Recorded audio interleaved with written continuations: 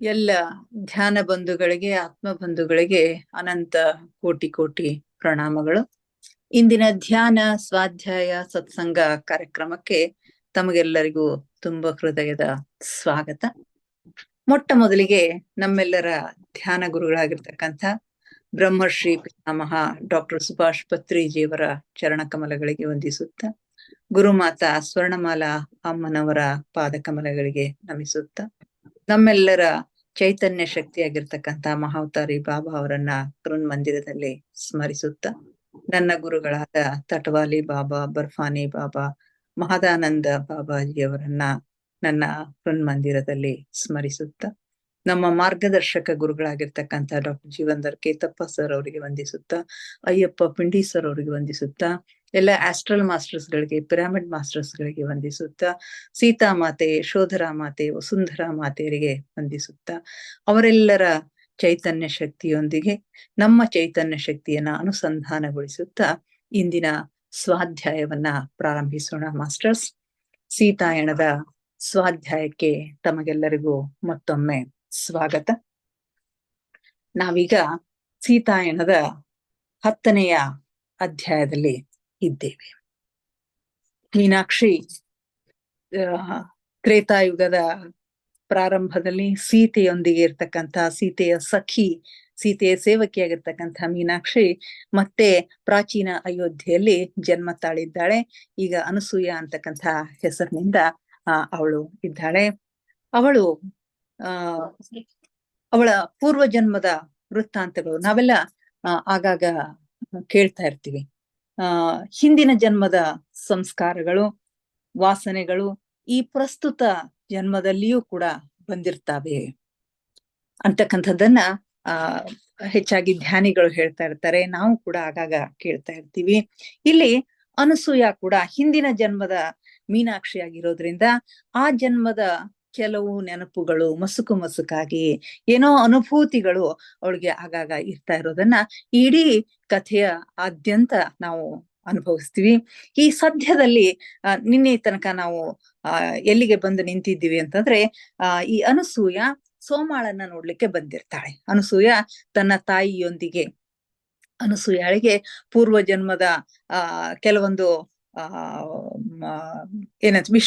ವಿಷಯಗಳಿಂದಾಗಿ ಅವಳು ಮಾನಸಿಕವಾಗಿ ಸ್ವಲ್ಪ ದ್ವಂದ್ವದಲ್ಲಿ ಇರ್ತಾಳೆ. ಮದುವೆ ಅಂತಂದ್ರೆ ಅವಳಿಗೆ ತಿರಸ್ಕಾರ ಇರುತ್ತೆ, ಮದುವೆ ಅಂತಂದ್ರೆ ಒಂದು ರೀತಿಯ ಹೆದರಿಕೆ ಇರುತ್ತೆ. ಆಮೇಲೆ ಸೀತಾಮಾತೆಯ ಒಂದು ಅಪಹರಣದ ಪ್ರಸಂಗ ಬಂದಾಗ ಅದನ್ನ ಅವಳು ಒಪ್ಕೊಳ್ಳಿಕ್ಕೆ ಅವಳ ಮನಸ್ಸು ಸಿದ್ಧ ಇರೋದಿಲ್ಲ. ಹೀಗಾಗಿ ಅವಳ ತಾಯಿ ಅವಳಿಗೆ ಏನಾದ್ರೂ ಪರಿಹಾರ ಸಿಗುತ್ತೋ ಏನೋ ಅಂತ ಹೇಳಿ ಈ ಸೋಮಾಳ ಜೊತೆಗೆ, ಸೋಮ ಅಂತಂದ್ರೆ ಸೀತೆಯೊಂದಿಗೆ ಇರ್ತಕ್ಕಂಥ ಒಬ್ಬ ಸೇವಕಿ, ಅವಳಿಗೆ ಅದ್ಭುತವಾಗಿರ್ತಕ್ಕಂಥ ಶಕ್ತಿಗಳು ಇರ್ತವೆ. ಈಗಲೂ ಕೂಡ ಕಾಡಿನಲ್ಲಿ ಇದ್ದಾಳೆ ಅಂತಕ್ಕಂಥ ಸಂಗತಿಯನ್ನ ತಿಳಿದುಕೊಂಡು ತಾಯಿಯೊಂದಿಗೆ ಅವಳಲ್ಲಿಗೆ ಬಂದಿರ್ತಾಳೆ. ಅವಳು ಅನಸೂಯ ಸೋಮಾಳು ವಾಸಿಸುತ್ತಿರ್ತಕ್ಕಂಥ ಒಂದು ಪುಟ್ಟ ಕುಟೀರದ ಒಳಗಡೆ ಪ್ರವೇಶ ಮಾಡ್ತಾಳೆ. ಅಲ್ಲಿ ಅವಳು ನೋಡಿರ್ತಕ್ಕಂಥ ದೃಶ್ಯ ಅವಳನ್ನು ಹಾಗೆಯೇ ಸ್ತಂಭೀಭೂತಳನ್ನಾಗಿ ಮಾಡುತ್ತೆ.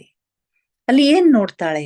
ಯಾವುದೋ ಒಂದು ಅತಿ ಸುಂದರವಾಗಿರ್ತಕ್ಕಂಥ ಒಂದು ಯುವತಿ, ದುಂಡು ಮುಖದ, ತಲೆ ತುಂಬಾ ಕಪ್ಪು ಕೂದಲನ್ನ, ಉದ್ದಾಗಿರ್ತಕ್ಕಂಥ ಕೂದಲುಗಳು, ಎರಡು ಭುಜಗಳ ಕಡೆಗೆ ಇಳಿಬಿಟ್ಟಿರ್ತಕ್ಕಂತಹ ಕೂದಲುಗಳು, ತಲೆಯ ಮೇಲೊಂದು ಕೇಸರಿ ಬಣ್ಣದ ವಸ್ತ್ರ ಅವಳ ತಲೆಯನ್ನ ಆವರಿಸಿದೆ.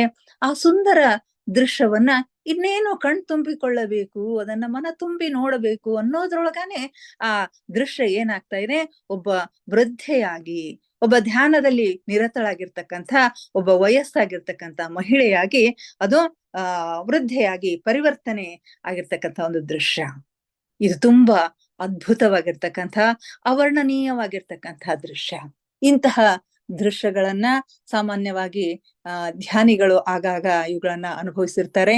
ನೀವು ಕಲ್ಪನೆ ಮಾಡ್ಕೊಳ್ಬಹುದು ಮಾಸ್ಟರ್ಸ್, ಅದು ಹೇಗಿರಬಹುದು, ಅನಸೂಯಾಳಿಗೆ ಹೇಗಾಗಿರಬಹುದು. ಆ ದೃಶ್ಯ, ಅದ್ಭುತವಾಗಿರ್ತಕ್ಕಂಥ ದೃಶ್ಯವನ್ನ ನೋಡ್ತಾಳೆ. ಅವಳಿಗೆ ಏನ್ ಮಾಡ್ಬೇಕು ಗೊತ್ತಾಗೋದಿಲ್ಲ. ಒಂದು ಕಡೆಗೆ ಹೃದಯ ತುಂಬಿ ಬರುತ್ತೆ, ಇನ್ನೊಂದು ಕಡೆಗೆ ಕಣ್ಣಾಲಿಗಳು ತುಂಬಿ ಬಿಡ್ತಾವ, ಒಂದ್ ಕಡೆಗೆ ಸಂತೋಷ ಆಗ್ತದ, ಅಳಬೇಕೋ ನಗಬೇಕೋ ಏನೋ ಅವಳಿಗೆ ಗೊತ್ತಾಗೋದಿಲ್ಲ. ಇಲ್ಲೇ ಇರಬೇಕೋ ಅಥವಾ ಹೊರಗೆ ಹೋಗ್ಬೇಕೋ ಅನ್ನೋದು ಕೂಡ ಅವಳಿಗೆ ಗೊತ್ತಾಗೋದಿಲ್ಲ. ಅದೇ ಸಂದರ್ಭದಲ್ಲಿ ಒಂದು ಕ್ಷೀಣ ಧ್ವನಿ, ಒಂದು ಸಣ್ಣ ಧ್ವನಿ ಅವಳಿಗೆ ಕೇಳಿಸುತ್ತೆ. ಬಾ ಮಗುವೆ, ನೀನು ಒಳಗೆ ಬರಬಹುದು. ಬಾ ಮಗುವೆ, ನೀನು ಒಳಗೆ ಬರಬಹುದು ಅಂತಕ್ಕಂಥ ಒಂದು ಧ್ವನಿಯನ್ನ ಕೇಳಿದಾಗ ಮತ್ತೆ ಅವಳು ಒಂದೆರಡು ಹೆಜ್ಜೆ ಅವಳ ಸಮೀಪಕ್ಕೆ ಹೋಗ್ತಾಳೆ. ಆಗ ಆ ಮಗು, ಇನ್ನೂ ಸಮೀಪ ಬಾ, ನಾನು ನಿನ್ನನ್ನು ನೋಡಲು ಸಾಧ್ಯವಾಗುತ್ತದೆ ಅಂತ ಹೇಳಿ ನಗುಮುಖದಿಂದ ಅವಳನ್ನ ಕರೀತಾಳೆ ಸೋಮ. ಆಗ ನಮ್ಮ ಅನಸೂಯ ನೋಡ್ತಾಳೆ, ಅವಳ ಕಣ್ಣುಗಳು ಅರೆ ನಿಮೀಲಿತವಾಗಿರುತ್ತವೆ, ಅಂದ್ರೆ ಅರೆ ತೆರೆದ ಕಣ್ಣುಗಳು. ಈಗ ತಾನೇ ಧ್ಯಾನದಿಂದ ಹೊರ ಬರ್ತಾ ಇರ್ತಾಳೆ ಅಂತಕ್ಕಂಥದ್ದು ಗೊತ್ತಾಗುತ್ತೆ. ಅವಳು ಇನ್ನಷ್ಟು ಅವಳ ಹತ್ತಿರಕ್ಕೆ ಹೋಗ್ತಾಳೆ. ಆಗ ಇವಳ ಮುಖವನ್ನ ನೋಡಿದಾಗ ಏನೋ ಒಂದು ತರದ ಅವಳ ಮುಖ ಮುದುಡಿ ಬಿಡ್ತದ. ಅವಳ ಕಣ್ಣುಗಳಲ್ಲಿ ಗೊಂದಲ ಕಾಣಿಸ್ಕೊಳ್ತದ. ಈಗ ಅವಳ ಕಣ್ಣುಗಳು ಪೂರ್ಣವಾಗಿ ತೆರೀತಾವು. ಕೆಲವು ನಿಮಿಷಗಳ ಮೌನದ ನಂತರ ಆಮೇಲೆ ಅವಳು ಪಿಸುಗುಟ್ತಾಳೆ. ಓ ಅದು ನೀನು, ಓ ಅದು ನೀನು ಅಂತಕ್ಕಂಥ ಮಾತು ಅವಳು ಏನನ್ನ ನೋಡಿದ್ಲು, ಏನೋ ಅವಳಿಗೆ ಅರ್ಥ ಆಯ್ತು ಅಂತಕ್ಕಂಥದ್ದು ಗೊತ್ತಾಗತ್ತೆ. ಆ ಆ ಮಾತುಗಳ ಜೊತೆಗೆ ಅವಳ ಮುಖದ ಮೇಲೆ ಒಂದು ಮುಗುಳ್ನಗೆ, ತುಂಬಾ ಸುಂದರವಾಗಿರ್ತಕ್ಕಂಥ ಮುಗುಳ್ನಗೆ. ಅದು ಹೇಗೆ ಅಂತಂದ್ರೆ, ಮೋಡ ತುಂಬಿದ ಆಕಾಶದಿಂದ ಸೂರ್ಯನ ಕಿರಣವು ತೂರಿ ಬಂದಂತೆ, ಮೋಡ ತುಂಬಿದ ಆಕಾಶದಿಂದ ಸೂರ್ಯನ ಕಿರಣವು ತೂರಿ ಬರುವಂತೆ ಅವಳ ಮುಖದ ತುಂಬೆಲ್ಲ ಮುಗುಳ್ನಗೆ ಹರಡಿತು. ಯಾಕಂದ್ರೆ ಅವಳು ಏನು ಅನ್ನೋದು, ಯಾರು ಅನ್ನೋದು ಅವಳಿಗೆ ಗೊತ್ತಾಯ್ತು. ಈ ಅನಸೂಯ ಯಾರು, ಮೊದಲಿನ ಜನ್ಮದಲ್ಲಿಯ ಮೀನಾಕ್ಷಿ ಅಂತಕ್ಕಂಥ ವೃತ್ತಾಂತ ಅವಳಿಗೆ ಅರ್ಥ ಆಯ್ತು ಅಂತಕ್ಕಂಥ ಒಂದು ವಿಷಯ ನಮ್ಗಿಲ್ಲಿ ಗೊತ್ತಾಗತ್ತೆ. ಹೀಗೆ ಅವಳಲ್ಲಿರ್ತಕ್ಕಂಥ ಗೊಂದಲ ಮಾಯ ಆಗ್ತದ. ಮೊದಲಿರ್ತಕ್ಕಂಥ ಗೊಂದಲ ಮಾಯ ಆಯ್ತು. ಅವಳ ಮುಖದ ಪ್ರತಿಯೊಂದು ವಿವರಗಳನ್ನ ಅವಳು ತಪಾಸಣೆ ಮಾಡೋರ ಹಾಗೆ ನೋಡ್ತಾ ಇರ್ತಾಳೆ. ಅವಳ ಗಲ್ಲದ ಕೆಳಭಾಗ, ಬಲಗೆನ್ನೆಯ ಕೆಳಭಾಗದಲ್ಲಿ ಒಂದು ಸಣ್ಣ ಬರ್ತ್ ಮಾರ್ಕ್ ಇರುತ್ತೆ ಅಂತೆ, ಜನ್ಮ ಗುರುತು, ಮಚ್ಚೆ ಅಂತ ನಾವು ಹೇಳ್ತೀವಲ್ಲ, ಅದು ಇರ್ತದ. ಅದ್ರ ಮೇಲೆ ತನ್ನ ಬೆರಳುಗಳನ್ನು ನಿಧಾನವಾಗಿ ಅವಳು ಬೆರಳುಗಳನ್ನ ಆಡಿಸ್ತಾಳೆ. ಆಮೇಲೆ ತಲೆದೂಗಿ ಅವಳ ಹೆಗಲ ಮೇಲೆ ಮತ್ತು ಎದೆಯ ಮೇಲೆ ಹರಡಿಕೊಂಡಿರ್ತಕ್ಕಂತಹ ದಪ್ಪವಾಗಿರ್ತಕ್ಕಂತಹ ಕಪ್ಪಾಗಿರ್ತಕ್ಕಂತಹ ಕೂದಲುಗಳ ಮೇಲೆ ಕೈ ಆಡಿಸಿ, ನಿನ್ನ ಕೂದಲು ಎಷ್ಟು ದಪ್ಪಗಿದೆ, ಎಷ್ಟು ಕಪ್ಪಗಿದೆ, ಎಷ್ಟು ಸುಂದರವಾಗಿದೆ, ಮಗು ನೀನು ಎಷ್ಟೊಂದು ಮುದ್ದಾಗಿರುವೆ ಅಂತ ಹೇಳಿ ಹೇಳ್ತಾಳೆ. ನೋಡ್ರಿ ಎಂಥ ಆತ್ಮೀಯ ಮಾತುಗಳು. ಅವುಗಳನ್ನ ಕೇಳಿದಾಗ ಅನಸೂಯಾಗಿ ಅನ್ಸುತ್ತೆ, ಅವಳ ರೂಪದ ಬಗ್ಗೆ ಅವಳೆಂದೂ ವಿಚಾರ ಮಾಡಿರೋದಿಲ್ಲ, ಅವಳೆಂದೂ ಯೋಚಿಸಿರೋದಿಲ್ಲ. ಆದ್ರೆ ಅವಳ ತಂದೆಯ ದೃಷ್ಟಿಯಲ್ಲಿ ಮಾತ್ರ ಅವಳು ಸುಂದರಿ ಅಂತಕ್ಕಂಥದ್ದು ಅವಳಿಗೆ ಗೊತ್ತಿರುತ್ತೆ. ಯಾಕಂದ್ರೆ ಅವಳ ತಂದೆ ಯಾವಾಗ್ಲೂ ಅವಳನ್ನ ಪುಟ್ಟ ಸುಂದರಿ ಅಂತ ಹೇಳಿ ಕರೀತಾ ಇರ್ತಾರೆ.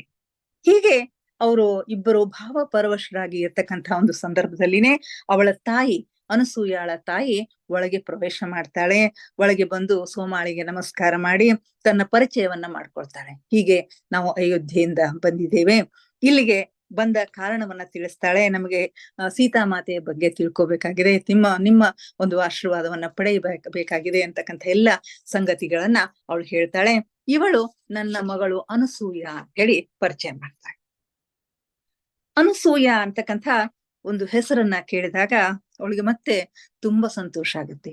ಅನಸೂಯ ಅನ್ನುವ ಹೆಸರು ನಮ್ಮ ಮಾತೆಗೆ ತುಂಬಾ ಪ್ರಿಯವಾಗಿರ್ತಕ್ಕಂಥ ಹೆಸರು.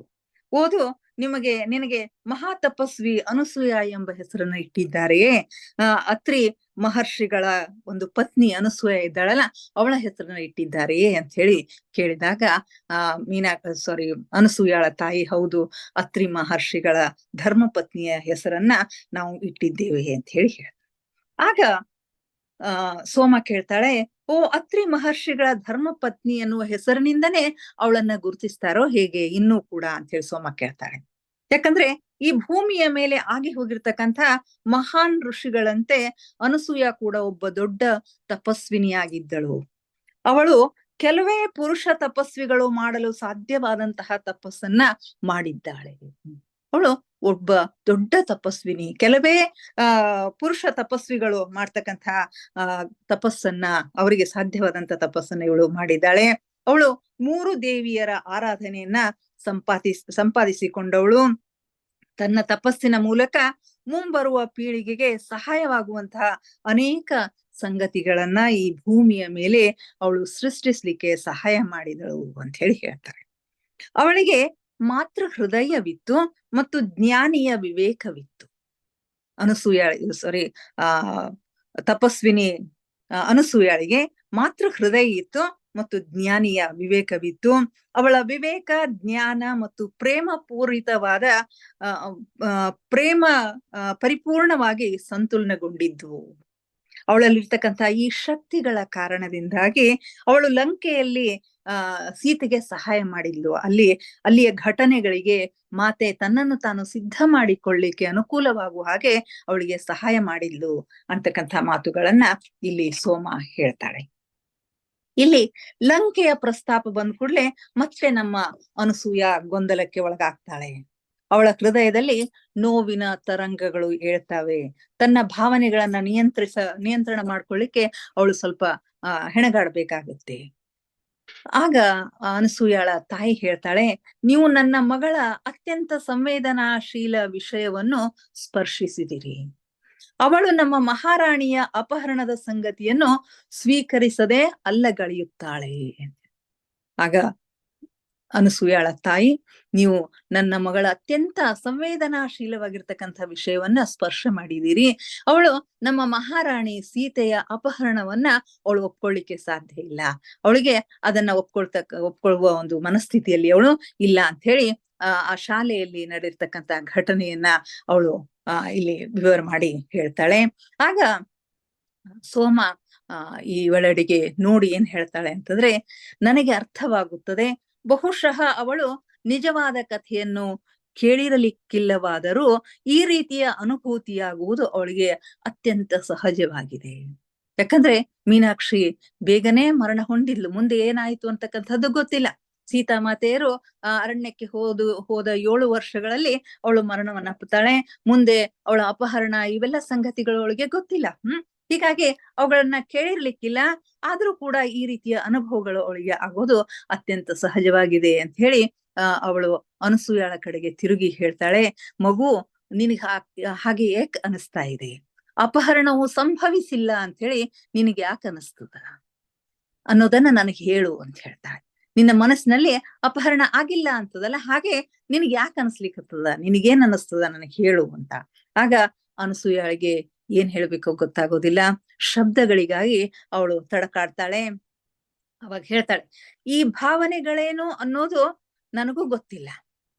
ನನ್ನಲ್ಲಿ ಆಗ್ತಕ್ಕಂಥ ನಿಜವಾಗಿ ನನ್ನಲ್ಲಿ ಹೇಳ್ತಕ್ಕಂಥ ಭಾವನೆಗಳು ಏನು ಅನ್ನೋದು ನನಗೂ ಗೊತ್ತಿಲ್ಲ. ಆದ್ರೆ ಆಳದಲ್ಲೆಲ್ಲೋ ನನಗೆ ಗೊತ್ತಿದೆ, ಅವಳ ಇಚ್ಛೆ ಮತ್ತು ಒಪ್ಪಿಗೆ ಇಲ್ಲದೆ ಏನಾದರೂ ಸಂಭವಿಸಿದೆ ಎನ್ನುವುದು ಅಸಾಧ್ಯ. ಇಲ್ಲಿ ಸೀತಾಮಾತೆಯ ಇಚ್ಛೆ ಇಲ್ಲದೆ, ಅವಳ ಒಪ್ಪಿಗೆ ಇಲ್ಲದೆ ಏನಾದರೂ ಸಂಭವಿಸಿದೆ ಎನ್ನುವುದು ಅಸಾಧ್ಯ ಎನ್ನುವುದಷ್ಟೇ ನನಗೆ ಗೊತ್ತು. ಅವಳು ಅಸಹಾಯಕಳಲ್ಲ. ತನ್ನನ್ನು ರಕ್ಷಿಸಿಕೊಳ್ಳುವ ಎಲ್ಲ ಸಂಪನ್ಮೂಲಗಳು ಅವಳಲ್ಲಿ ಇದ್ದವು ಎನ್ನುವ ಅನುಭೂತಿ ನನಗೆ ಆಗತ್ತೆ ಅಂತ ಹೇಳಿ ಹೇಳ್ತಾಳೆ. ಆಗ ಸೋಮ ಹೇಳ್ತಾಳೆ, ನೀನು ಸಂಪೂರ್ಣವಾಗಿ ಸರಿಯಾಗಿರುವೆ ನನ್ನ ಪ್ರಿಯಳೇ ಅಂತ ಹೇಳ್ತಾಳೆ. ನಿನ್ನ ವಿಚಾರಗಳು ಸಂಪೂರ್ಣವಾಗಿ ಸರಿಯಾಗಿವೆ. ಯಾಕಂದ್ರೆ ಮಾತೆಯ ಇಚ್ಛೆ ಇಲ್ಲದೆ, ಮಾತೆಯ ಇಚ್ಛೆಯಿಂದಲೇ ರಾವಣನು ಅವಳನ್ನು ಅಪಹರಿಸಲು ಸಮರ್ಥನಾದದ್ದು. ಅವಳ ಇಚ್ಛೆ ಇಲ್ಲದೆ ಇಲ್ಲಿ ಏನೂ ನಡೆದಿಲ್ಲ. ಮಾತೆಯ ಮನಸ್ಸಿಗೆ ವಿರುದ್ಧವಾಗಿ ಇಲ್ಲಿ ಏನೂ ನಡೆದಿಲ್ಲ. ಅವಳ ಇಚ್ಛೆಯಿಂದಲೇ ರಾವಣನು ಅವಳನ್ನು ಅಪಹರಿಸಲು ಸಮರ್ಥವಾದದ್ದು. ನೋಡಿ, ಕಥೆಯ ತಿರುವೆ ಇಲ್ಲಿ ಬೇರೆ ಆಗ್ತಾ ಇದೆ. ನಾವೆಲ್ಲರೂ ಇದುವರೆಗೆ ಕೇಳಿದ ಕಥೆನೇ ಬೇರೆ, ಈಗ ಆಗ್ತಕ್ಕಂಥ ಕಥೆನೇ ಬೇರೆ. ಯಾಕಂತಂದ್ರೆ ಅದು ಅವಳಿಗೆ ತಿಳಿದಿತ್ತು. ಯಾಕಂದ್ರೆ ಈ ಯಾರಾದ್ರೂ ಒಬ್ರು ಈ ಅಸುರ ಸಾಮ್ರಾಜ್ಯದೊಳಗೆ ಪ್ರವೇಶ ಮಾಡ್ಬೇಕಾಗಿತ್ತು. ರಾವಣನ ಒಂದು ಗರ್ವ ಭಂಗ ಮಾಡ್ಬೇಕಾಗಿತ್ತು. ತಪಸ್ಸಿನ ಶಕ್ತಿಯನ್ನ ಅವನು ದುರುಪಯೋಗ ಮಾಡ್ಕೊಳ್ತಾ ಇದ್ದ. ಅವನು ತುಂಬಾ ಶಕ್ತಿಶಾಲಿಯಾಗಿದ್ದ, ಎಷ್ಟೋ ತಪಸ್ಸನ್ನ ಮಾಡಿದ್ದ. ಅದರ ಒಂದು ದುರುಪಯೋಗವನ್ನ ಮಾಡ್ಕೊಳ್ತಾ ಇದ್ದ. ಹೀಗಾಗಿ ಅವನ ಶಕ್ತಿಯನ್ನ ಕುಂದಿಸಬೇಕಾಗಿತ್ತು. ಹಾಗಾಗಿ ಆ ಅಸುರ ಸಾಮ್ರಾಜ್ಯದಲ್ಲಿ ಯಾರಾದರೂ ಪ್ರವೇಶ ಮಾಡಲೇಬೇಕಾಗಿತ್ತು. ಅದು ತಾನೇ ಅಂತ ಹೇಳಿ ಅವಳು ಒಪ್ಕೊಂಡಿರ್ತಾಳೆ. ಅವಳು ತಾನೇ ಅಂತಕ್ಕಂಥದ್ದನ್ನ ಅವಳು ಒಪ್ಕೊಂಡಿರ್ತಾಳೆ. ಹೀಗಾಗಿ ಈ ಜವಾಬ್ದಾರಿಯನ್ನು ಅವಳು ಒಪ್ಪಿಕೊಂಡಳು. ಆದರೆ ಕಥೆ ಇನ್ನೂ ಬಹಳಷ್ಟಿದೆ, ನನಗೆ ತುಂಬಾ ಹೇಳೋದದ ಅಂತ ಹೇಳಿ ಹೇಳ್ತಾಳೆ. ಆಗ ದಯವಿಟ್ಟು ಹೇಳಿ, ನಾನು ಸತ್ಯವನ್ನ ತಿಳಿದುಕೊಳ್ಬೇಕು ಅಂತ ಹೇಳಿ ಅನಸೂಯ ಹೇಳ್ತಾಳೆ. ಆಗ ಸೋಮ ಮುಗುಳ್ನಕ್ಕು, ಕಂದ, ತಾಳ್ಮೆ ಇರಲಿ, ಮೊದಲು ನಾನು ನಿಮಗೆ ಊಟಕ್ಕೆ ಬಡಿಸಬೇಕು, ಇಲ್ಲದಿದ್ದರೆ ಮಾತೆ ಪ್ರಸನ್ನವಾಗುವುದಿಲ್ಲ ಅಂತ ಹೇಳ್ತಾರೆ. ಆಗ ಅನಸೂಯಳ ತಾಯಿ, ನೀವು ದಯವಿಟ್ಟು ನೀವು ತೊಂದರೆ ತೆಗೆದುಕೊಳ್ಬೇಡಿ, ನಾವು ಈಗಾಗಲೇ ಆಶ್ರಮದಲ್ಲಿ ಊಟ ಮಾಡ್ಕೊಂಡೇ ಬಂದಿದ್ದೇವೆ ಅಂತಕ್ಕಂಥ ಮಾತುಗಳನ್ನ ಹೇಳ್ತಾಳೆ. ಆದ್ರೂ ಕೂಡ ಅವಳ ಮಾತುಗಳನ್ನ ಕೇಳದೇನೆ ಮುಗುಳ್ನಗುತ್ತಾ, ನಾನು ನಿಮಗೆ ಸ್ವಲ್ಪ ಅಡುಗೆಯನ್ನು ಈ ಬೇಸಿಗೆಯ ದಿನಗಳಲ್ಲಿ ನಿಮ್ಮನ್ನು ತಂಪಾಗಿಸುವಂತಹ, ಒಂದು ತುಂಬಾ ತಾಜಾಗೊಳಿಸುವಂತಹ ಪಾನಕವನ್ನು ತಯಾರಿಸುತ್ತೇನೆ ಅಂತ ಹೇಳಿ ಅವರನ್ನ ಅಡಿಗೆ ಮನೆಗೆ ಕರ್ಕೊಂಡು ಹೋಗ್ತಾಳೆ. ಯಾಕಂತಂದ್ರೆ ಸೋಮಾಳ ದಿನಚರಿಯ ಒಂದು ಮುಖ್ಯ ಘಟ್ಟ ಬಂದವ್ರಿಗೆ ಎಲ್ಲರಿಗೂ ಅಡಿಗೆ ಮಾಡಿ ಬಡಿಸ್ತಕ್ಕಂಥದ್ದು. ಈ ದಾಸೋಹ ಪ್ರವೃತ್ತಿ ಅವಳಲ್ಲಿ ತುಂಬಾ ಮಿಥಿಲೆಯಿಂದ ಬಂದಿರತಕ್ಕಂಥ ಒಂದು ಪ್ರವೃತ್ತಿ ಆಗಿರುತ್ತೆ. ಹೀಗಾಗಿ ಅಡಿಗೆ ಮನೆಗೆ ಕರ್ಕೊಂಡು ಹೋಗಿ ಕಾಡು ತರಕಾರಿಗಳ ಅಡುಗೆಯನ್ನ ಮಾಡ್ತಾಳೆ. ಬೆರ್ರಿ ಹಣ್ಣುಗಳ ಒಂದು ತಾಜಾ ಪಾನಕವನ್ನ ತಯಾರು ಮಾಡಿ ಇವರಿಗೆಲ್ಲ ಊಟಕ್ಕೆ ಬಡಿಸ್ತಾಳೆ. ಊಟ ತುಂಬಾ ರುಚಿಯಾಗಿರುತ್ತೆ. ಅವರು ಆಶ್ರಮದಲ್ಲಿ ಮಾಡಿರ್ತಕ್ಕಂಥ ಊಟಕ್ಕಿಂತ ಇದು ಅದ್ಭುತವಾಗಿ ಇರುತ್ತೆ. ಅದೇ ವೇಳೆಗೆ ಸಾಧು ಒಬ್ಬರು ಆ ಹಾದಿಯಲ್ಲಿ, ಕಾಡು ಹಾದಿಯಲ್ಲಿ ಹೋಗ್ತಾ ಇರ್ತಾರೆ. ಅವರನ್ನ ಕರೆದು ಅವರಿಗೂ ಕೂಡ ಊಟಕ್ಕೆ ಬಡಿಸ್ತಾಳೆ. ಆಗ ಅವರು ಹೇಳ್ತಾರೆ, ಸೋಮ ನಮಗೆ ಊಟ ಬಡಿಸಲು ಎಂದೂ ತಪ್ಪುವುದಿಲ್ಲ. ಸಾಕಷ್ಟು ಆಶ್ರಮಗಳಿಗೆ ಸಾಕಷ್ಟು ಜನರು ನಮಗೆ ಭಿಕ್ಷೆಗಳನ್ನ ನೀಡ್ತಾರೆ, ಆದ್ರೆ ಸೋಮನ ಹಾಗೆ ಯಾರೂ ಊಟಕ್ಕೆ ಬಡಿಸುವುದಿಲ್ಲ ಅಂತಕ್ಕಂಥ ಮಾತುಗಳನ್ನ ಅವರು ಹೇಳ್ತಾರೆ. ಹೀಗೆ ಸೋಮ ಬಡಿಸಿದ ಊಟವನ್ನ ಉಂಡು ಅತ್ಯಂತ ಆನಂದದಿಂದ ಆಹಾರವನ್ನ ಸ್ವೀಕರಿಸಿ ಅವರು ಹೋಗ್ತಾರೆ. ಆಗ ಸೋಮ ಹೇಳ್ತಾಳೆ, ನಾನು ಊಟ ಬಡಿಸದಿದ್ದರೆ ಮಾತೆ ಏನೆಂದುಕೊಳ್ಳುತ್ತಾಳೆ, ನಾನು ಊಟ ಬಡಿಸದಿದ್ದರೆ ಮಾತೆ ಏನೆಂದುಕೊಳ್ಳುತ್ತಾಳೆ, ಅವಳಿಗೆ ನಾನು ಉತ್ತರವನ್ನ ನೀಡಬೇಕಾಗ್ತದ, ಹೀಗಾಗಿ ನಾನು ಊಟವನ್ನ ತಯಾರು ಮಾಡಿ ಬಡಿಸಲೇಬೇಕು ಅಂತಕ್ಕಂಥ ಮಾತುಗಳನ್ನ ಇಲ್ಲಿ ಇಲ್ಲಿ ಸೋಮ ಹೇಳ್ತಾಳೆ. ನಾನು ಊಟ ಬಡಿಸದಿದ್ರೆ ಮಾತೆ ಏನೆಂದುಕೊಳ್ಳುವಳು, ನಾನು ಅವಳಿಗೆ ಉತ್ತರ ನೀಡಬೇಕಾಗುವುದು ಎಂಬುದು ನಿಮಗೆ ತಿಳಿದಿರ್ಲಿ ಅಂತ ಹೇಳಿ ಮಾತೆಯ ಆದೇಶದಂತೆ ಇಲ್ಲಿ ಬಂದವರೆಲ್ಲರಿಗೂ ನಾನು ಊಟವನ್ನ ಬಡಿಸ್ತೀನಿ, ಊಟವನ್ನ ಬಡಿಸ್ಲಿಕ್ಕೆ ಅವಳು ಹೇಳ್ತಾಳೆ. ಆದ್ರೆ ಇಲ್ಲಿ ಇನ್ನೊಂದು ಅಂಶ ಗಮನಿಸ್ಬೇಕು ಅಂತಂದ್ರೆ, ಊಟ ಎಂಥದ್ದು ಅಂತಂದ್ರೆ ಅಳಿದುಳಿದದ್ದನ್ನಲ್ಲ, ಅತ್ಯುತ್ತಮವಾಗಿರೋದನ್ನ. ಸಾಮಾನ್ಯವಾಗಿ ನಾವು ಯಾರಿಗಾದ್ರೂ ದಾನ ಮಾಡ್ಬೇಕು ಅಂತಂದ್ರೆ ಅಳಿದುಳಿದಿದ್ದನ್ನ ಕೊಡ್ತಾ ಇರ್ತೀವಿ. ಇಲ್ಲಿ ಅಂಥದನ್ನಲ್ಲ, ಅತ್ಯುತ್ತಮವಾದದ್ದನ್ನ ನಾವು ಬಡಿಸ್ಬೇಕು ಅಂತಕ್ಕಂಥ ಮಾತುಗಳಲ್ಲಿ ಹೇಳ್ತಾಳೆ. ಇನ್ನು ಇದು ಅಡುಗೆ ಮಾಡಿ ಊಟಕ್ಕೆ ಬಡಿಸ್ತಕ್ಕಂಥ ಒಂದು ಸಂಪ್ರದಾಯ ಪದ್ಧತಿ ಇದು ಮಿಥಿಲೆಯಿಂದ ಬಂತು. ಹೇಗೆ ಮಿಥಿಲೆಯಲ್ಲಿ ಹಾಗಿತ್ತೇನು ಅಂತ ಹೇಳಿ ಒಮ್ಮಿಂದೊಮ್ಮೆಲೆ ಅನಸೂಯ ಕೇಳ್ತಾಳೆ.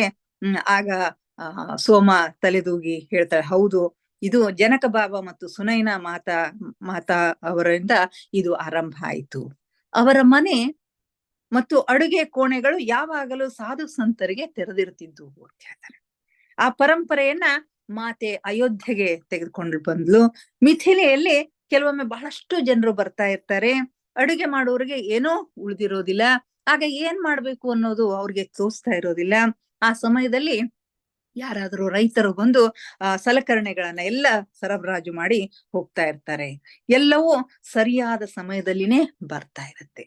ಇದನ್ನು ನೋಡಿದಾಗ ನೀಡುವ ಉಡುಗೊರೆಯಿಂದ ಎಲ್ಲರೂ ಪ್ರಯೋಜನ ಪಡೆದುಕೊಳ್ಳುವ ವಿಧಾನವಾಗಿದೆ ಎಂದು ಜನಕ ಬಾಬಾ ಹೇಳ್ತಾರೆ.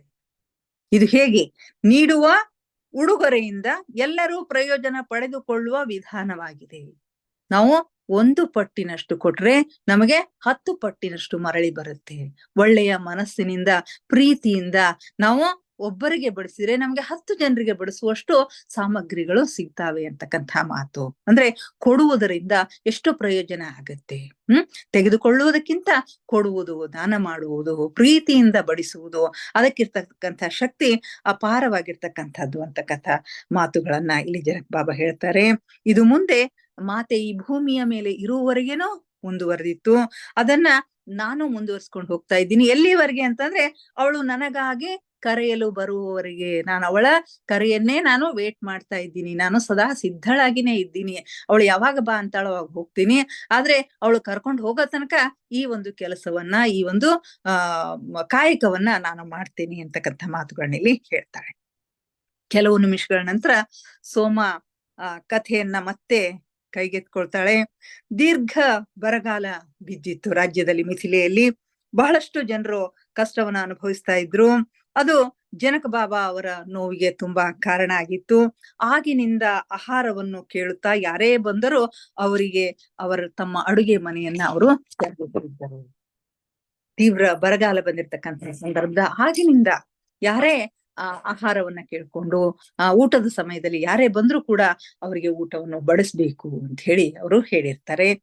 ಒಂದು ಸಾರಿ ತುಂಬಾ ಹಿಂದೆ ನಡೆದಿರ್ತಕ್ಕಂಥ ಒಂದು ವೃತ್ತಾಂತವನ್ನ ಸೋಮ ಇಲ್ಲಿ ಹಂಚಿಕೊಳ್ತಾಳೆ.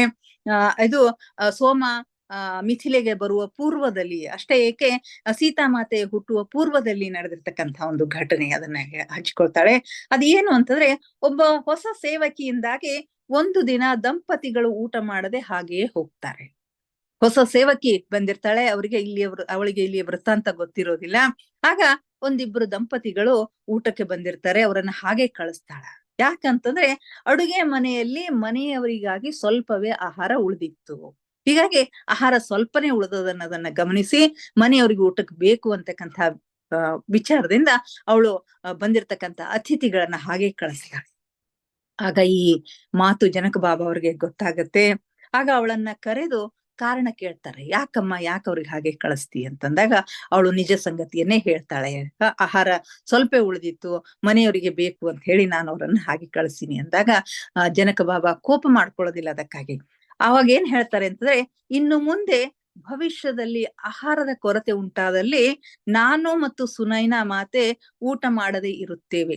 ಆದರೆ ಯಾರನ್ನೂ ಹಾಗೆ ಕಳಿಸಬಾರದು, ಬರೆ ಹೊಟ್ಟಿಯಿಂದ ಖಾಲಿ ಕೈಯಿಂದ ಯಾರನ್ನೂ ಕಳಿಸಬಾರದು ಅಂತ ಹೇಳಿ ಅವಳಿಗೆ ಹೇಳಿ ಆ ದಂಪತಿಗಳನ್ನ ಹುಡುಕಿ ತಂದು ಅವರಿಗೆ ಊಟ ಬಡಿಸುವಂತೆ ಅವರು ಒತ್ತಾಯ ಮಾಡ್ತಾರೆ. ಈ ಘಟನೆ ಎಷ್ಟೋ ವರ್ಷಗಳ ಹಿಂದೆ ನಡೆದಿರ್ತಕ್ಕಂಥದ್ದು. ಈ ಘಟನೆಯನ್ನ ಒಬ್ಬ ಸೇವಕಿ ಸೋಮಾಳಿಗೆ ಹೇಳಿರ್ತಾಳೆ. ಈ ಮಾತು ಸೋಮಾಳಿಗೆ ಇವತ್ತು ಅವಳ ಮನಸ್ಸಿನಲ್ಲಿ ಅಚ್ಚೊತ್ತಿದಂತೆ ಇರುತ್ತೆ. ಹೀಗಾಗಿ ನಾನು ಈ ದಾಸೋಹದ ಕೆಲಸವನ್ನ, ಊಟ ತಯಾರಿಸಿ ಬಡಿಸುವ, ಪ್ರೀತಿಯಿಂದ ಊಟ ತಯಾರಿಸಿ ಬಡಿಸುವ ಒಂದು ಕೆಲಸವನ್ನ ನನ್ನ ಕೊನೆ ಉಸಿರಿರುವವರೆಗೇನೂ ಮಾಡ್ತೀನಿ ಅಂತಕ್ಕಂಥ ಮಾತುಗಳಲ್ಲಿ ಹೇಳ್ತಾಳೆ. ಜೊತೆಗೆ ಆಹಾರವನ್ನು ಬೃಹತ್ ಪ್ರಮಾಣದಲ್ಲಿ ಸಂಗ್ರಹ ಮಾಡುವುದು ನಿಸರ್ಗ ನಿಯಮಕ್ಕೆ ವಿರುದ್ಧವಾಗಿದೆ. ಒಂದು ವೇಳೆ ಒಬ್ಬರು ತಮ್ಮ ಪಾಲಿಗೆ ಎಷ್ಟು ಬೇಕೋ ಅಷ್ಟನ್ನ ತೆಗೆದುಕೊಂಡ್ರೆ ಪ್ರತಿಯೊಬ್ಬರಿಗೂ ಸಾಕಾಗುವಷ್ಟು ಪ್ರಕೃತಿ ಯೋಜನೆ ಮಾಡಿ ಇಟ್ಟಿದೆ. ಆದ್ರೆ ಮನುಷ್ಯ ತನಗೆ ಎಷ್ಟು ಬೇಕೋ ಅಷ್ಟನ್ನ ತಗೋದಿಲ್ಲ. ಅದಕ್ಕಿಂತ ಹೆಚ್ಚು ಸಂಗ್ರಹ ಪ್ರವೃತ್ತಿ, ಸಂಗ್ರಹ ಬುದ್ಧಿ ಅವನಲ್ಲಿದೆ. ದುರಾಸೆ ಅವನಲ್ಲಿದೆ. ಇನ್ನೂ ಬೇಕು ಅಂತಕ್ಕಂಥ ದುರಾಸೆ. ಈ ದುರಾಸೆನೆ ಕೊರತೆಯನ್ನ ಉಂಟು ಮಾಡುತ್ತೆ ಮತ್ತು ಈ ದುರಾಶೆಯ ಕಾರಣದಿಂದ ಬರಗಾಲ ಬೀಳ್ತದ ಅನ್ನೋ ಸಂಗತಿಯನ್ನ ಹೇಳ್ತಾರೆ. ಆಮೇಲೆ ನಿಸ್ಸಂಶಯವಾಗಿ ಈ ದುರಾಶೆ ಎಲ್ಲಿಂದ ಬಂತು ಅಂತಂದ್ರೆ ದಕ್ಷಿಣದ ಲಂಕೆಯಿಂದ ಬಂದಿದೆ ಎಂದು ಮಾತೆ ಒಮ್ಮೆ ವಿವರಿಸಿದಳು ಅಂತ ಹೇಳಿ ಸೋಮ ಹೇಳ್ತಾ ಇರ್ತಾರೆ. ದಕ್ಷಿಣದ ಲಂಕೆಯಿಂದ ಬಂದಿದೆ ದುರಾಸೆ ಅಂತಕ್ಕಂಥದ್ದು. ಈ ಮಾತನ್ನು ಹೇಳುವಾಗ ಸೋಮಾಳ ಮುಖ ಬಿಗಿದುಕೊಂಡಿತು. ಜಗತ್ತಿನ ಒಂದು ಭಾಗವು ಮಿಕ್ಕೆಲ್ಲ ಭಾಗಗಳ ಮೇಲೆ ಪ್ರಭಾವ ಬೀರಿದ್ರೆ ಏನಾಗುತ್ತದೆ ಎಂಬುದು ಎಲ್ಲರಿಗೂ ಗೊತ್ತಿರುವ ಸಣ್ಣ ಸತ್ಯ. ರಾವಣನು ಎಲ್ಲರಿಂದ ಸಂಪನ್ಮೂಲಗಳನ್ನು ಹೀರಿಕೊಳ್ಳುತ್ತಿದ್ದನು ಅಂತಕ್ಕಂಥ ಮಾತುಗಳನ್ನ ಹೇಳ್ತಾಳೆ. ರಾವಣನು ಎಲ್ಲರಿಂದ ಸಂಪನ್ಮೂಲಗಳನ್ನ ಹೀರಿಕೊಳ್ತಾ ಇದ್ದ. ದುರಾಸೆ ಅವನಲ್ಲಿ ಇತ್ತು. ಹೀಗಾಗಿ ಅಲ್ಲಿ ಕೊರತೆ ಉಂಟಾಯಿತು ಅಂತಕ್ಕಂಥ ಮಾತುಗಳನ್ನ ಹೇಳ್ತಾನೆ. ಮಿಥಿಲೆ ಆಮೇಲೆ ಅನಸೂಯ ಕೇಳ್ತಾಳೆ, ಮಿಥಿಲೆಯನ್ನ ಬಿಡೋದು ನಿಮ್ಗೆ ನಿಜಕ್ಕೂ ಕಷ್ಟವಾಗಿರಬಹುದಲ್ಲ ಅಂತ ಹೇಳಿ ಕೇಳ್ತಾಳೆ. ಆಗ ಸೋಮ, ನಾವು ಮಿಥಿಲೆಯನ್ನು ಬಿಡುವುದು ಹೇಗೆ ಸಾಧ್ಯ? ಮಿಥಿಲೆಯನ್ನ ನಾವು ತೊರೆದಿಲ್ಲ, ಅದು ಅಷ್ಟೊಂದು ಆಳವಾಗಿ ನಮ್ಮಲ್ಲಿ ಬೇರೂರಿತ್ತು ಅಂತ ಹೇಳಿ ಮಾತೆ ಹೇಳ್ತಿದ್ಲು. ನಾವು ಹೋದಲ್ಲೆಲ್ಲ ಮಿಥಿಲೆ ನಮ್ಮೊಂದಿಗೆ ಬಂದಿದೆ ಅಂತಂದ್ರೇನು? ಆ ಮಿಥಿಲೆಯ ಸಂಸ್ಕಾರ, ಅಲ್ಲಿಯ ಜ್ಞಾನ, ರೀತಿ, ನೀತಿ, ಪ್ರಕೃತಿಯ ಪ್ರೇಮ ಎಲ್ಲವೂ ನಮ್ಮಲ್ಲಿ. ಮಿಥಿಲೆಯನ್ನ ನಾವು ಪ್ರತಿ ನಿಮಿಷ ಉಸಿರಾಡ್ತಾ ಇದ್ದೀವಿ. ಅಲ್ಲಿಯ ಸಂಸ್ಕಾರಗಳನ್ನ ನಾವು ಜೀವಿಸ್ತಾ ಇದ್ದೀವಿ ಅಂತಕ್ಕಂಥ ಮಾತುಗಳನ್ನ ಇಲ್ಲಿ ಹೇಳ್ತಾಳೆ. ಆದ್ರೆ ನಮ್ಮೆಲ್ಲರ ತಂದೆಯಾದ ಜನಕ ಬಾಬಾ ಅವರಿಂದ ಭೌತಿಕವಾಗಿ ಬೇರ್ಪಟ್ಟು ಬಂದಿರೋದು ನಮ್ಗೆ ಕಷ್ಟ ಆಗಿದೆ. ಅವರು ಇಡೀ ರಾಜ್ಯದಲ್ಲಿ ಪ್ರತಿಯೊಬ್ಬರ ಸಂಪರ್ಕದಲ್ಲಿದ್ದರು. ಅವಳು ಮುಗುಳ್ನಕ್ಕು ಕೊನೆಯ ಕ್ಷಣದಲ್ಲಿ ನಾವು ವಾಸ್ತವಿಕವಾಗಿ ವಿದಾಯ ಹೇಳಿದ್ದು ನನಗೆ ಇನ್ನೂ ನೆನಪಿದೆ.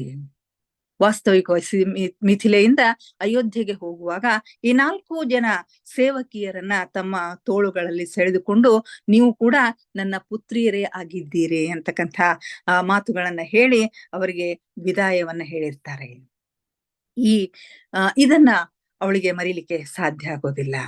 ಆದ್ರೆ ಮಾತೆಗೆ ವಿದಾಯವನ್ನ ಹೇಳುವಾಗ ಅವರ ನಡುವೆ ಏನೋ ಒಂದು ಸಂಭವಿಸ್ತು.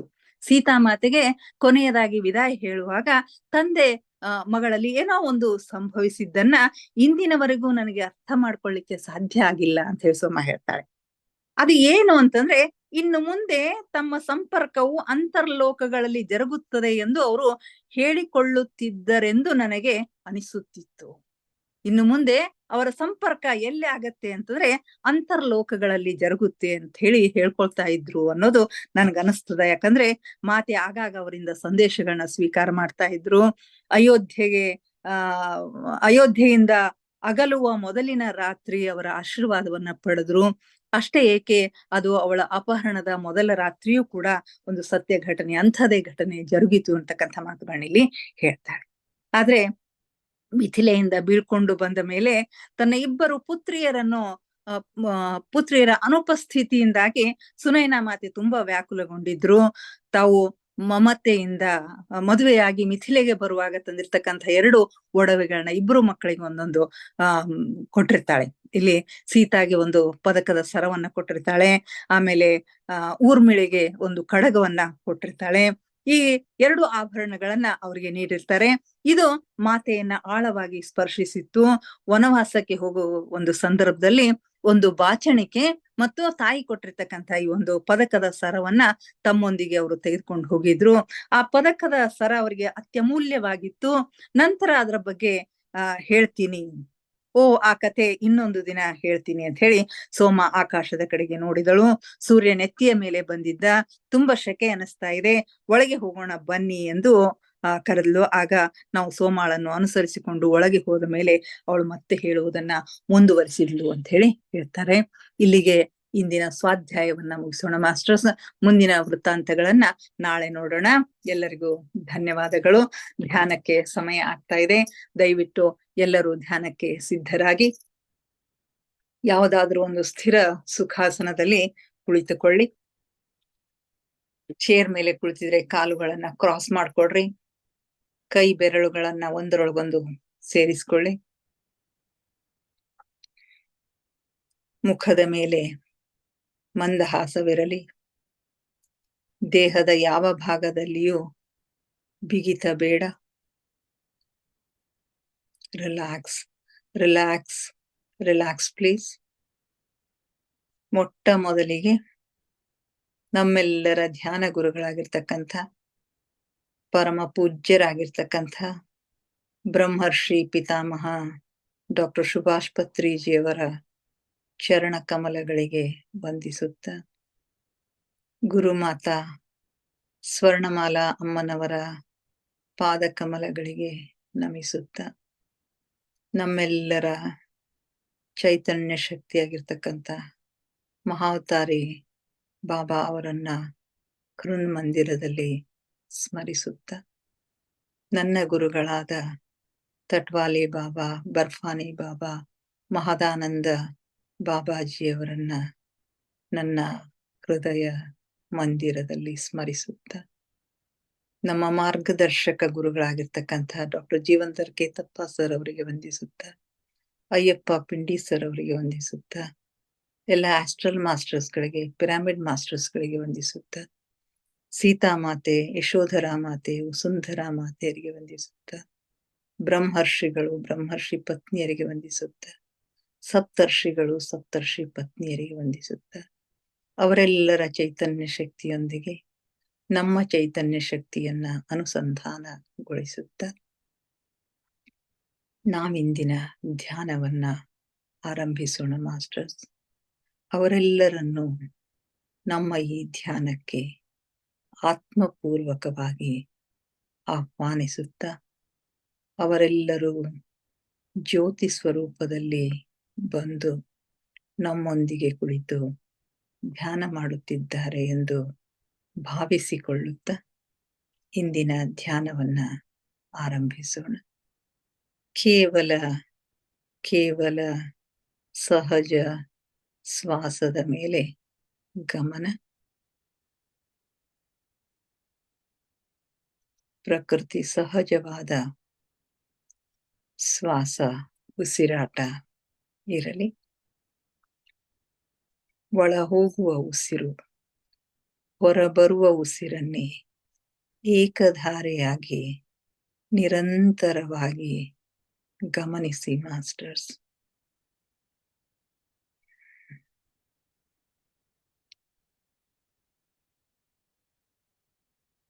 ಯಾವ ಆಲೋಚನೆಗಳೂ ಬೇಡ. ಆಲೋಚನೆಗಳು ಬಂದರೆ ಅವುಗಳನ್ನ ಬದಿಗೊತ್ತಿ ಉಸಿರಾಟದ ಕಡೆಗೆ ಗಮನ ಹರಿಸಿ ಮಾಸ್ಟರ್ಸ್. ಆಲೋಚನಾ ರಹಿತ ಸ್ಥಿತಿಯನ್ನ ತಲುಪಿ ಆಗ ಮನಸ್ಸು ಪ್ರಶಾಂತವಾಗುತ್ತೆ, ಧ್ಯಾನದಲ್ಲಿ ತೊಡಗಿಕೊಳ್ಳುತ್ತೆ.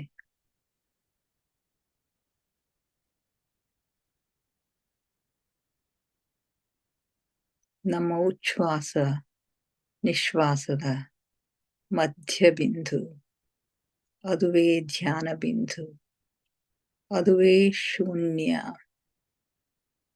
ಅಲ್ಲಿ ಒಂದು ಕ್ಷಣ ನಿಲ್ಲುವ ಅಭ್ಯಾಸವನ್ನ ಮಾಡಿಕೊಳ್ಳಿ ಮಾಸ್ಟರ್ಸ್.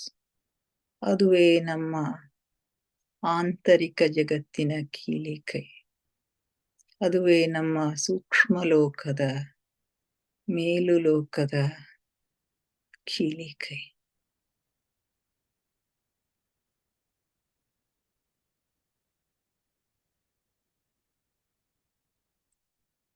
ಉಸಿರೆಂಬ ಗುರುವಿನ ಸಹಾಯದಿಂದ ಆ ಶೂನ್ಯದೆಡೆಗೆ,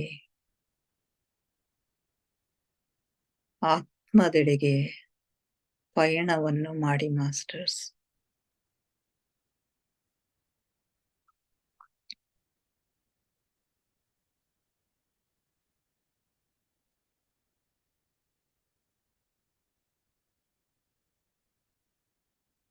ಆಲಿಸಿ ಆಲಿಸಿ ಸೂಕ್ಷ್ಮ ಸ್ವರಗಳನ್ನು, ಸೂಕ್ಷ್ಮ ನಾದಗಳನ್ನು ಆಲಿಸಿ.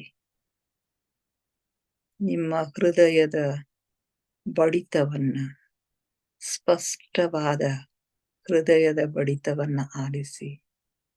ನಿಮ್ಮ ರಕ್ತ ಚಲನೆಯನ್ನು ಆಲಿಸಿ. ನಿಮ್ಮ ಉಸಿರಾಟದ ಗತಿಯನ್ನು, ಏರಿಳಿತವನ್ನು, ಅದರ ತಂಪು ಬಿಸಿಯನ್ನು ಅನುಭವಿಸಿ. ಆಲಿಸಿ ಮಾಸ್ಟರ್ಸ್. ಕನಿಷ್ಠ ಜೀರುಂಡೆಯ ನಾದವನ್ನು ಆಲಿಸಿ. ದಿನದ 24 ಗಂಟೆ ನಿರಂತರವಾಗಿ ಸಂಗೀತ ಸೇವೆ ಮಾಡುತ್ತಿರುವ ಜೀರುಂಡೆಗಳ ನಾದವನ್ನು ಆಲಿಸಿ. ಘಂಟಾನಾದವನ್ನು ಆಲಿಸಿ. ಓಂಕಾರ ನಾದವನ್ನು ಆಲಿಸಿ ಮಾಸ್ಟರ್ಸ್. ನೀವೆಷ್ಟು ಸೂಕ್ಷ್ಮವಾಗಿ ಆಲಿಸಲು ಸಮರ್ಥರಾಗುತ್ತೀರೋ ಅಷ್ಟು ನಿಮ್ಮ ಒಳ ಜಗತ್ತು, ನಿಮ್ಮ ಆಂತರಿಕ ಜಗತ್ತು, ನಿಮ್ಮ ಮೇಲ್ಜಗತ್ತು, ಅಲ್ಲಿನ ಆಗು ಹೋಗುಗಳ ಅನುಭವ ನಿಮಗಾಗುತ್ತೆ.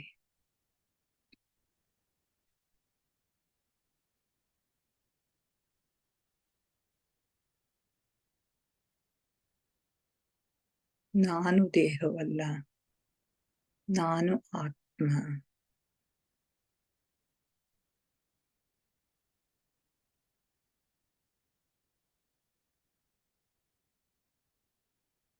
ಆತ್ಮನೆಡೆಗಿನ ಪಯಣ ನನ್ನ ಗಮ್ಯ, ನನ್ನ ಅಂತಿಮ ಗುರಿ.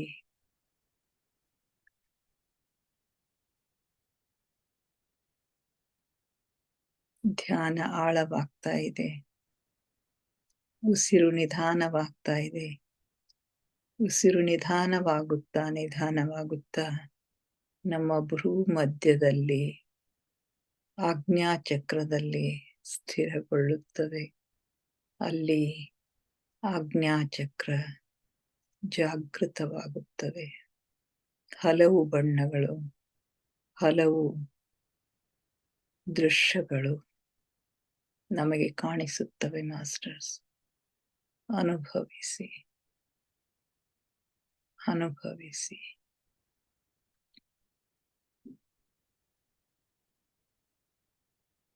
ಆ ಸೀತಾಮಾತೆಯ ಉಪಸ್ಥಿತಿಯನ್ನು ಅನುಭವಿಸಿ, ಅವಳ ಪ್ರೇಮವನ್ನು ಅನುಭವಿಸಿ.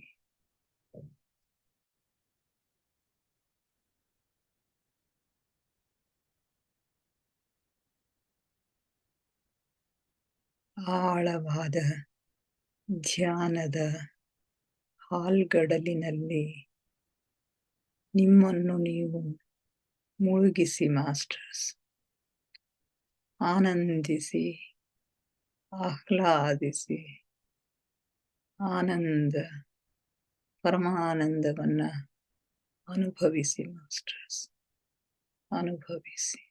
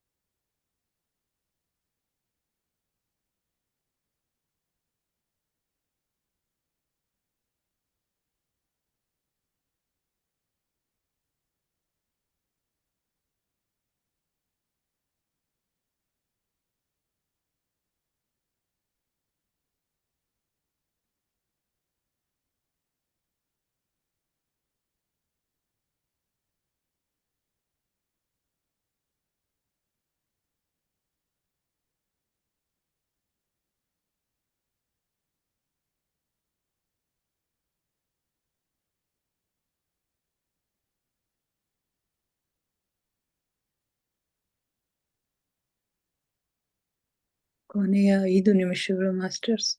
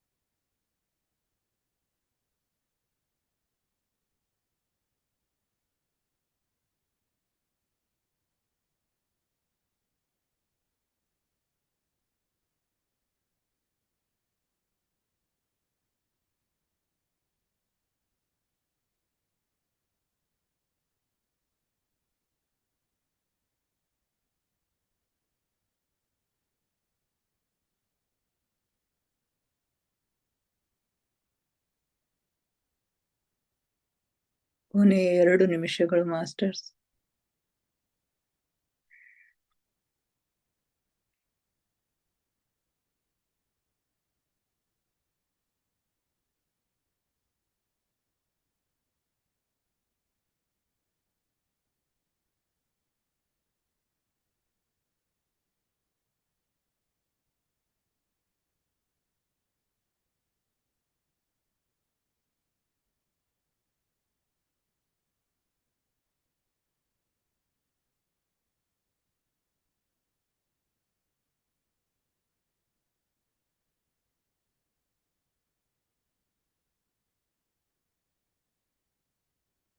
1 ನಿಮಿಷ.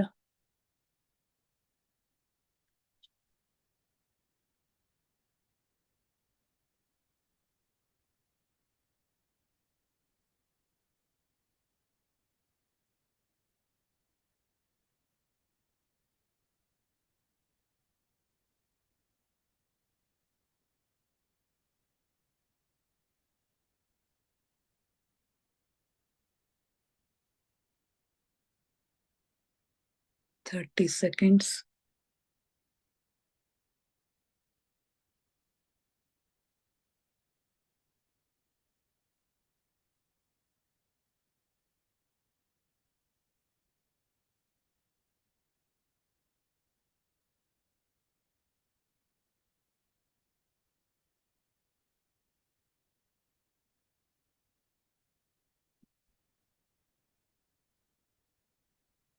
10 seconds.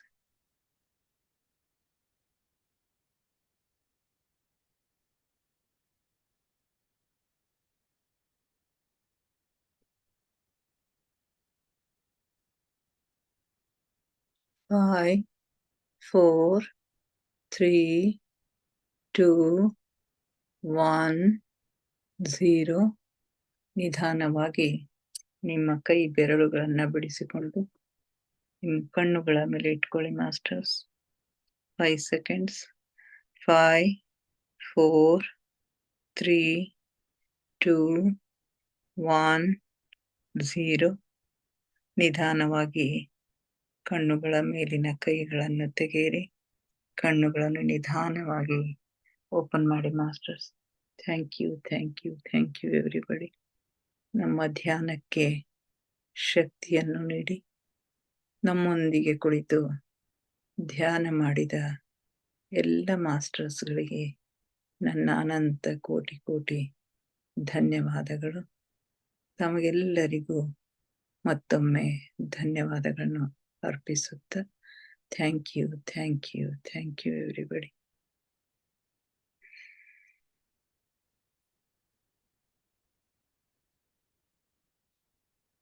ಯಾರಾದ್ರೂ ಏನಾದ್ರೂ ಶೇರ್ ಮಾಡ್ಕೊಳ್ತಿದ್ರೆ ಮಾಡ್ಕೊಳ್ರಿ. ಹಲೋ ಹಲೋ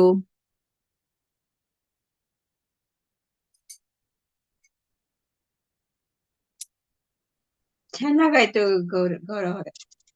ಹಾ ಮೇಡಮ್ ಅಟೆಂಡ್ ಮಾಡಿ. ಅದೇ ಇವತ್ತು ಅಟೆಂಡ್ ಮಾಡಿ ಮೇಡಮ್ ಅಮ್ಮನ್ ಸುದ್ದಿ ಇವತ್ ಗೊತ್ತಾಯ್ತ ನನಗೆ. ಈಗ ಮೇಡಮ್ ಅವ್ರಂದ್ರು, ಶೋಭಾ ಮೇಡಮ್ ಅವರು. ಮತ್ ಮಾತಾಡ್ತೀನ್ರಿ ಮೇಡಮ್. ಓಕೆ. ಅದಕ್ಕೆ 3 ದಿನ ಅಟೆಂಡ್ ಮಾಡಿರ್ಲಿಲ್ಲ, 4 ದಿನ. ಇಲ್ಲ, ಇವತ್ ಬಂದಿರಲ್ಲ, ಸಂತೋಷ ಆಯ್ತು. ನಾ ಮತ್ ಮಾತಾಡ್ತೀನ್ರಿ ಮೇಡಮ್. Okay, right. ಮತ್ತೆ ಯಾರಾದ್ರೂ ಶೇರ್ ಮಾಡ್ಕೊಳ್ತೀರಿ? ಗಂಗಾ? ಹಾ ರೇಖಾ, ಹೇಳಮ್ಮ. ನನ್ ಇವತ್ತ ಬಾಬಾಜಿ ಕಾಣಿಸಿದ್ರು. ಬಾಬಾಜಿ? ಬಾಬಾಜಿ ತತ್ವಳ್ಳಿ ಬಾಬಾ ಅವ್ರು ಕಾಣಿಸಿದ್ರು. ನನ್ಗೊಂಥರ ಖುಷಿ. ಬಾಬಾಜಿ ಅಂದೆ ಅನ್ನತಾನೆ ಫುಲ್ ನೀಲಿ ಬಣ್ಣ ಬಂತು. ಗುಡ್. ನೀಲಿ ಬಣ್ಣ ಅಂದ್ರೆ ಹಿಂದ್ ಶಿವ, ಅದು ನೀಲಿ ಬಣ್ಣ ಇದು ಆಯ್ತು, ಕ್ಲಿಯರ್ ಆಯ್ತು, ಶಿವನ್ ಮೂರ್ತಿ ಕಾಣಿಸ್ತು. ವೆರಿ ಗುಡ್, ವೆರಿ ಗುಡ್ ಅಮ್ಮ. ಗುಡ್. ಸ್ವಲ್ಪ ಹೊತ್ತಾದ್ಮೇಲೆ ಮೂರ್ತಿ ಮುಗ್ಧ ಮುಖ ಎಲ್ಲಿ ನೋಡಿ ಅಂತ ಬಂದು, ಅಯ್ಯೋ ರಾಮನ್ ಮೂರ್ತಿ ರೇಖಾ ಅದು. ಮುಗ್ಧವಾದ ಮುಖ.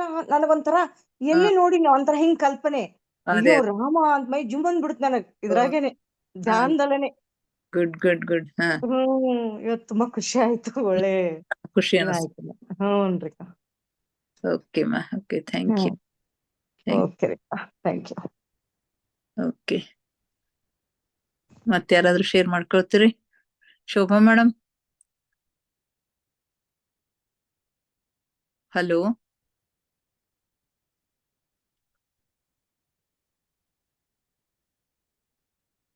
ಶೋಭಾ ಮೇಡಮ್ ಇದ್ದೀರಿ? ಇರ್ಲಿ ಬಿಡಿ. ಹಲೋ ಅನ್ನಕ್ಕ, ಮಾತಾಡ್ತಿ? ಹಲೋ, ಗೊತ್ತಾಗಂಗಿಲ್ಲ ಅವ್ರಿಗೆ.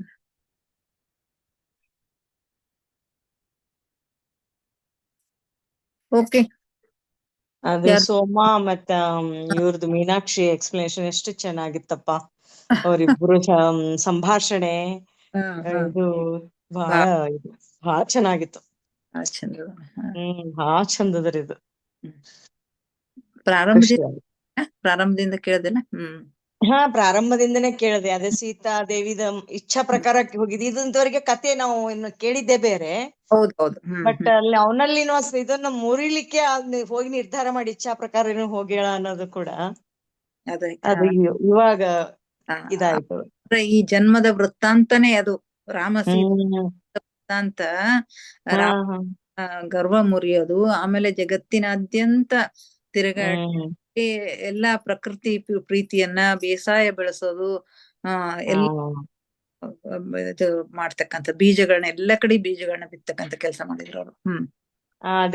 ಅದೇ ಇವಾಗ ಸೀತಾದೇವಿ ಇದು ಏನಂದ್ರೆ, ಈಗ ಇತ್ತಿತ್ಲಾಗಿ ಒಕ್ಕಲ್ತನ ಬೇಸಾಯ ಬಿತ್ತದಂದ್ರೆ ಜನ ಒಂಥರ ಬೇಸರದಿಂದ ಸುಮ್ನೆ ಯಾರೋ ಒಬ್ಬ ಇದ್ ಮಾಡ್ಕೊಂಡು ಹೋಗ್ತಾರೆ. ಬಾಳ ಜನರಲ್ಲೇ ಉತ್ಸಾಹ ಕಡಿಮೆ ಆಗ್ಯದಲ್ಲ.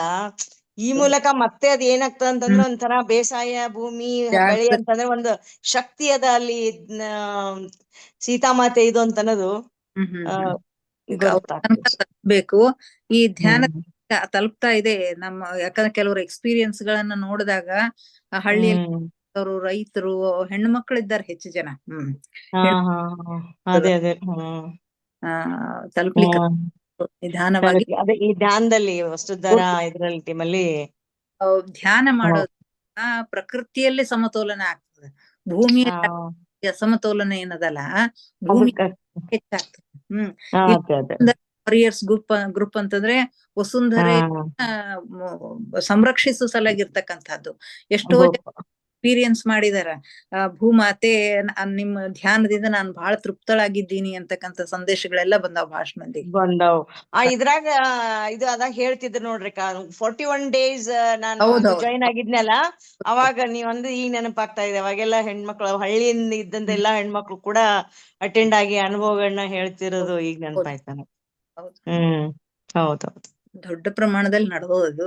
ನಡೆದದ್ರ ಹೌದ್ರಪ್ಪ. ಅಲ್ಲಿ ಪ್ರಾಕ್ಟಿಕಲ್ ಲೆವೆಲ್ ನಲ್ಲಿ ಹೋಗ್ತಾ ಇದೆ, ಅದು ಇಂಪಾರ್ಟೆಂಟ್. ಹೌದ್ರಿ. ಬರೇ ಮೇಲ್ ಮಾತಿನೊಳಗ ಮಾತಾಡೋದು, ಭಾಷಣ ಮಾಡೋದು ಅದು ಬೇರೆ. ಅದು ಬೇರೆ. ಪ್ರಾಕ್ಟಿಕಲ್ ಲೆವೆಲ್ ನಲ್ಲಿ ನಡೀತಾ ಇರೋದು ನಡೀತಾ ಗೌರವ್ರ 41 ದಿನದ ಕ್ಲಾಸ್ ಏನೈತ್ರಿ ನಮಗೂ ಹೇಳ್ರಿ.